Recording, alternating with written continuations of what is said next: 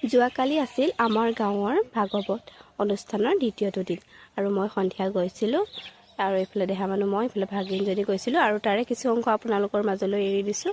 আপোনালোকে ভিডিঅ'টো সম্পূৰ্ণ চাব বুলি আশা ৰাখিলোঁ, লগতে শ্বেয়াৰ কৰি দিব বুলি। পিতৃ মাতৃৰ 7 বছৰ মানি চলিলে, তাৰ পাছত পিতৃ মাতৃ মৃত্যু হ'ল। মৃত্যুৰ পাছত এতিয়া পিণ্ড দিব লাগে। কেনেকে দিব? পুত্ৰ হৈলে পিণ্ড দিব লাগয় বাপৰ, মোৰ পিণ্ড দান হুৱে ভজিলে ঈশ্বৰ। ঈশ্বৰ ভজিব লাগিব। আন প্ৰকাৰে পিণ্ড দিলে পিতৃ মাতৃ পুষ্ট হব নহব।